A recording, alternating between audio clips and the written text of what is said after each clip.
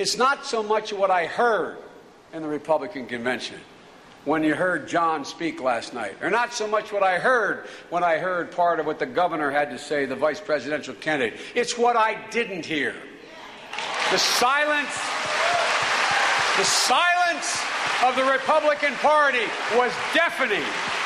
It was deafening on jobs, on health care, on environment, on all the things that matter to the people in the neighborhoods I grew up in. Deafening. Ladies and gentlemen,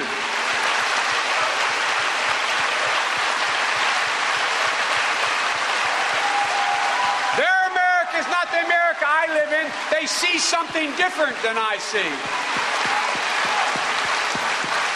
Ladies and gentlemen, literally, those of you, I can't swear to this because I didn't see every bit of every speech, but I asked my staff to check. Do any of you recall either candidate on the Republican ticket utter the phrase middle class? Did any of you hear them utter the phrase health care and how we're going to help? Did you hear them talk about aid to get kids to college? Did you hear them talk about aid to education? Did you hear them putting more cops on the street to make us safer?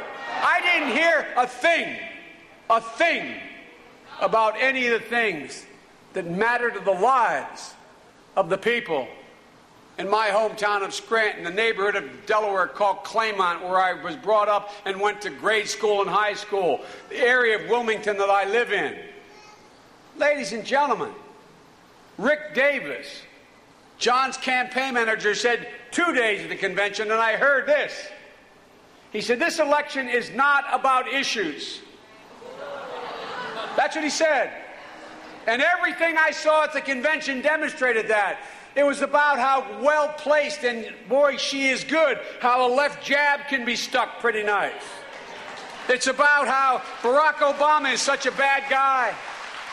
It's about how, in fact, they got great quips. Man, they were like the kids, you know, when you went to school and you're very proud of the new belt you had or the shoes you had, and there was always one kid in the class that said, oh, are they your brothers? Remember that kid? That's what this reminded me of. Oh, I love your dress. Was that your mother's? You know what I'm talking about. What do you talk about when you have nothing to say? What do you talk about when you cannot explain the last 8 years of failure?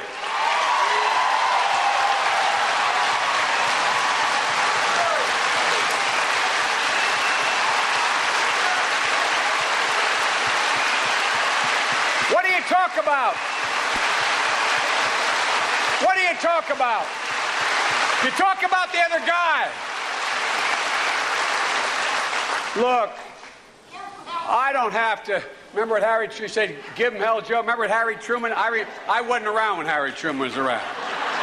But I remember my grandfather saying, when they yelled at Harry Truman, give him hell, Harry, he yelled back, I'm not going to give him hell, I'm going to tell them the truth, and they're going to think it's hell.